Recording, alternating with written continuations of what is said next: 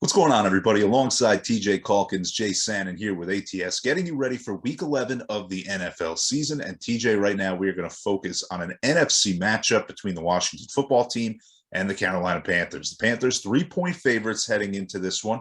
Of course, last week the football team scoring a double-digit victory over the defending Super Bowl champion Tampa Bay Buccaneers. Do you think they continue with their momentum, or do you think that the Panthers put a stop to it? No, that's going to be a wild one-off there with the win over the Bucks, man.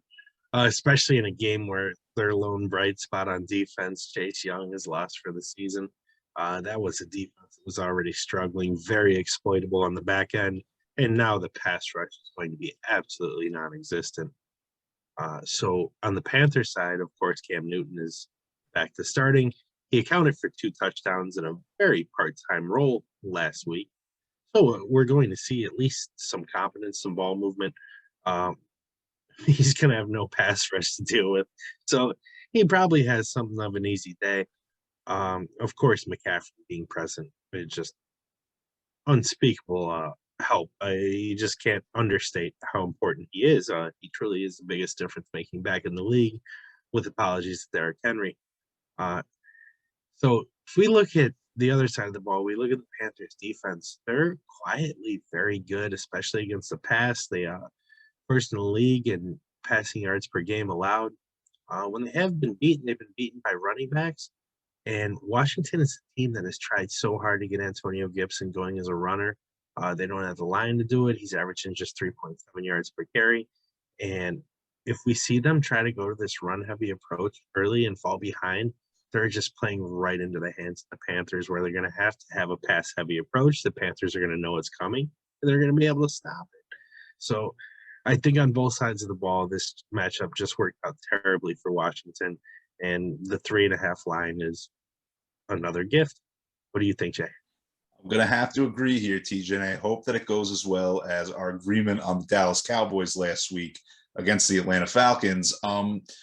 I think that, right. I mean, you talk about the Washington pass rush. It's hurt by Chase Young being out. And, for what feels like the first time in my adult life, this is the year that Ryan Kerrigan is not a part of the Washington football team to make up for that loss. So those are problems.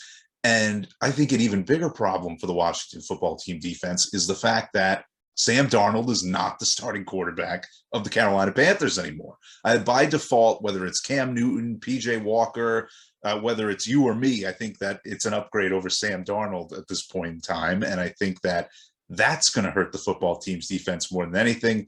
But like you said, I think the biggest strength of this Carolina team right now, it's got to be the defense. They're second in the league in yards per play allowed. Only the Buffalo Bills, who are doing quite well this season, are better in that regard. I think they're going to put Taylor Heinicke in a lot of predictable passing situations, which is not going to end well for the football team, to say the least. Yeah, we really could have gotten a call. I mean, if Cam didn't sign, we really could have gotten a call either to play quarterback for Carolina or defensive end for Washington. So, I mean, it really could be played both sides in this game. Yeah, it's. I think this one could be a massacre.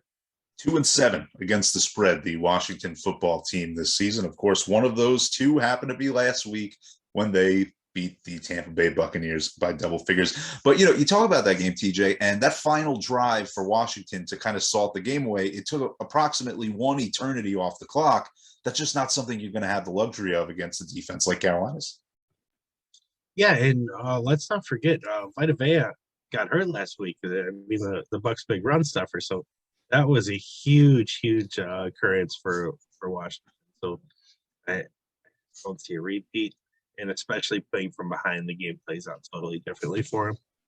I'm with you, TJ. Let's hope for the best. And, if the Panthers do want us to come play quarterback, or if Washington does want us to come play on the D-line, we're still here. We're available. Just throwing it out there. TJ, he's got the phone ready. He's good to go. TJ, thank you, as always, for the expertise. For more on all the games of Week 11. Hold on. Daniel Snyder just called me. Yes, sir. No, I would never work for you in a million years. Goodbye. And for more of that, too, check out ats.io. Until next time, TJ Calkins and Jay Sanin, our phones work. We're available any team in the league except for the Washington football team. We'll see you later.